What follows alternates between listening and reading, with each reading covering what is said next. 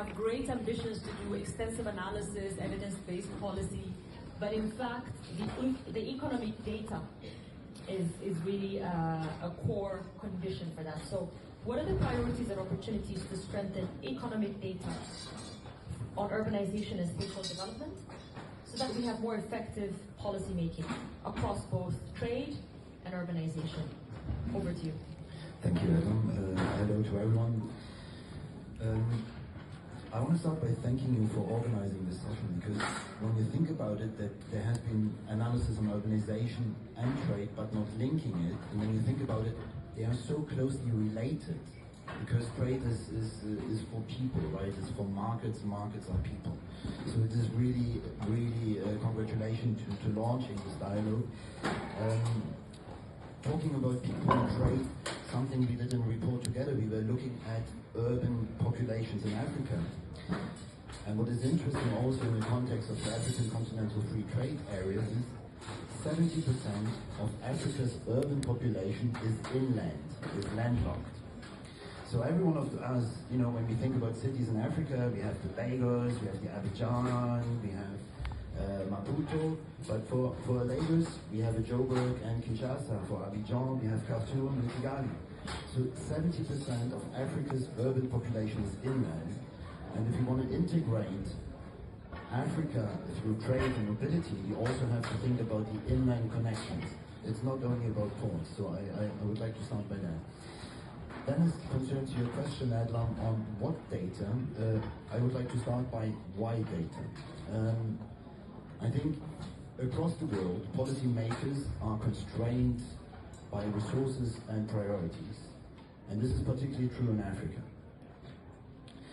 So if you want to have the political power and mobility to promote regional integration and trade, you also need to convince the policymakers that this is an area to invest in.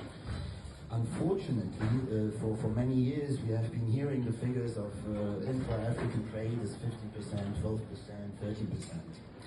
So now when you talk to an African policymaker, everyone's going to agree, of course there's informal trade, of course we underestimate the real size of the trade. But the problem is, we don't know by how much. Is it 5%, is it 50%, is it 500%?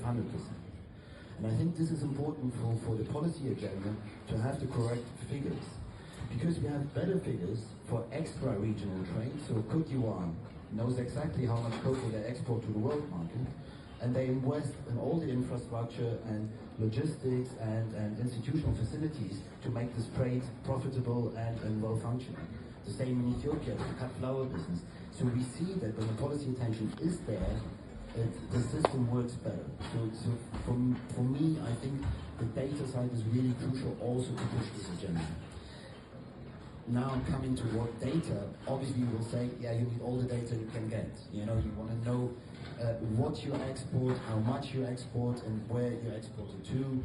This will help you then, you know, to have the national strategies, but then also at the local level, which city can develop which activity more, where's the competitiveness. So this is obviously crucial, and will help you to get the you know, also the figures for the overall importance.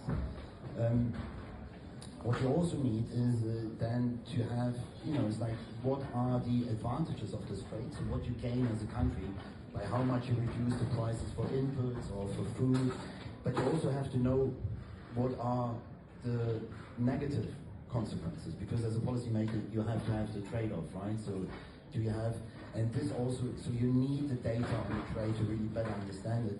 Unfortunately, I think it's very complicated to get this data, and you know, you cannot get it that easily and quickly.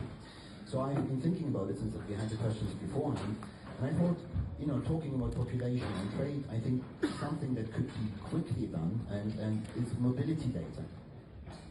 So when you know how many people travel from where to where, you also have an idea about the interactions that exist, because trade is done by people.